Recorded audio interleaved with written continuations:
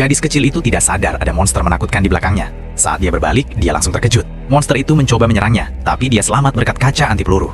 Mendengar gadis itu berteriak, orang-orang dalam kapal selam langsung menemuinya.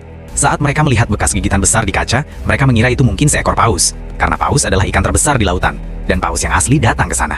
Tapi, tepat saat itu, seekor hiu yang sangat besar datang menyerang paus itu.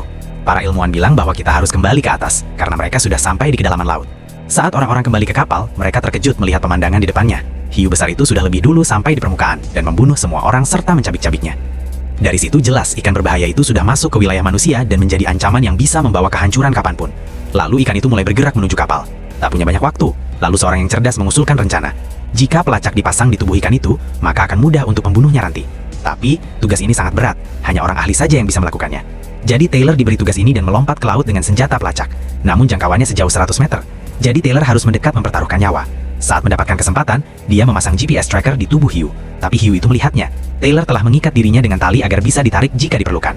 Temannya mulai menarik dengan cepat. Hiu itu telah mendekati dirinya. Kapten membalikkan kapal ke arah berlawanan dengan sangat cepat hingga kecepatan Taylor berlipat ganda. Kemudian Taylor berhasil ditarik ke atas. Tapi hiu itu semakin cepat. Dia sangat marah. Dia mencoba menghancurkan kapal. Lalu kapten membawa sebotol obat beracun dan bilang, racun ini harus masuk ke dalam tubuh hiu. Jika tidak, semua akan mati.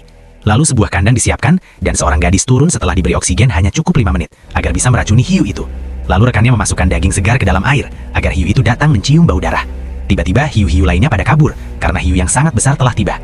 Hiu besar mencoba menelan kandang itu, tapi gadis itu dapat kesempatan untuk memasukkan racun ke dalam tubuhnya. Namun hiu itu lari dari sana. Beberapa saat, hiu besar datang lagi. Serangan kali ini lebih berbahaya dari sebelumnya. Ia sangat cerdik. Ia mengetahui bahwa gadis itu telah diikat tali. Hiu itu tidak memberi kesempatan untuk kabur. Teman-teman gadis itu mencoba menariknya, tapi hiu juga menariknya dengan sekuat tenaga. Melihat ini, Taylor melompat ke air lagi. Dia tahu bahwa gadis itu telah kehabisan tenaga. Temannya melempar semua daging yang ada di kapal. Melihat banyak daging, hiu itu meninggalkan kandang, memberi Taylor kebebasan beberapa detik. Dengan cepat, ia membuka kandang dan mengeluarkan gadis itu. Tapi hiu itu sudah melihat mereka. Ia hampir menelan mereka, tapi tiba-tiba berhenti. Karena terikat dengan tali, ia tidak bisa bergerak jauh. Lalu racun itu mulai bekerja. Perlahan matanya tertutup.